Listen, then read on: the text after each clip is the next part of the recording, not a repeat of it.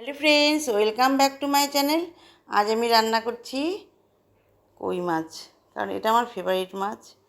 আর তাছাড়া দেখো, লোকাল তাজা মাছ এটাই তো ভালো লাগে না। তো এখন এর মধ্যে লবণ হলুদ মাখানো আছে, একদম বহুত গরমে একদম পাতলা করে রান্না করব। তো এখন দেখো মাছগুলোকে আমি ভেজে নিচ্ছি। তো লবণ হলুদ আগে মাখানো আছে। তো এখন দেখো মাছগুলোকে ভেজে উঠিয়ে নিলাম। আর এই যেখানে ঝিঙাগুলোকে আমি এখন কেটে নেব। ঝিঙা দিয়ে আলু দিয়ে পাতলা করে ঝোল বানাবো। তো আলুগুলোকে ভেজে নিচ্ছি, লবণ হলুদ মাখিয়ে রেখেছি সবগুলোকে। তো জিরা ফোড়ন দিয়ে আলুগুলোকে ভেজে নিচ্ছি। আর এখন পাশ দিয়ে একটু ঝিঙাটাকে দিয়ে দিলাম। আলুগুলো একটু আগে দিয়েছি, হালকা ভাজা হয়েছে। এখন ঝিঙাগুলো দিয়ে দিলাম। তো এখন ঝিঙাটাকে একটু ভেজে নিব, নিয়ে সবগুলোকে একসঙ্গে মিশিয়ে ভেজে নেব। তো এখন একটু ঢেকে দিব।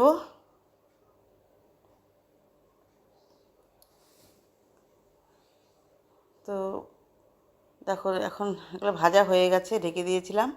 এখন আমি নামিয়ে নিচ্ছি। এখন কড়াইতে আমি একটা শুকনো লঙ্কা ফোড়ন দিয়ে তেজপাতা ফোড়ন দিলাম। তেজপাতা দিয়ে এখন এর মধ্যে পেঁয়াজ দিয়ে দিলাম।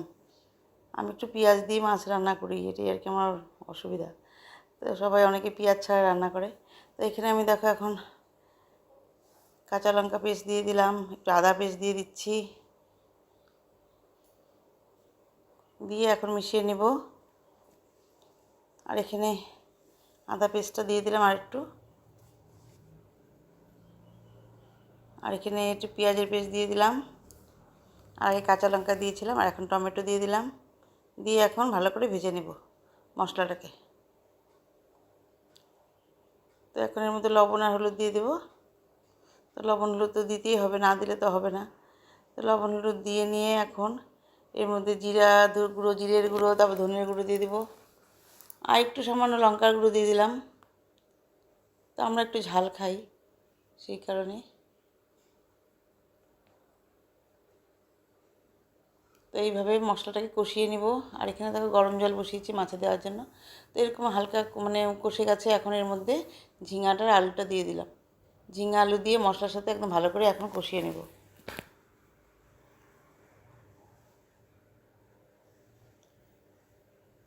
তো এইভাবে ভালো করে কষিয়ে নিচ্ছি।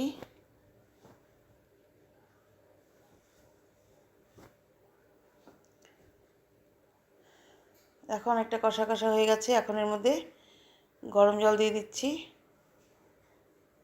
এখন গরম জলটা দিয়ে এখন আবার একটু ফুটিয়ে নেব ভালো করে।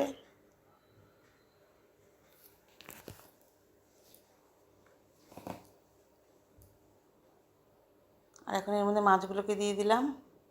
মাছগুলোকে দিয়ে এখন আবার একটু ঢেকে দেবো। ঢেকে দিয়ে আর একটু ফুটিয়ে নেব ভালো করে। তো ঢেকে দিয়েছিলাম, এখন আমি ধনেপাতা দিয়ে দিচ্ছি, দিয়ে এখন নামিয়ে নেব। তো বন্ধুরা, তোমরা যদি দেখে থাকো, নতুন বন্ধুরা প্লিজ একটু কমেন্টস করবে। আর পুরনো বন্ধুরা তোমরা দেখে থাকলে নিশ্চয়ই কমেন্টস করবে। এইভাবে আমার রান্নাটা হয়ে গেল, গরমের মধ্যে হালকা পাতলা ঝোল। আর তোমরা সবাই যেন এই গরমে ভালো থাকো, সুস্থ থাকো। নমস্কার।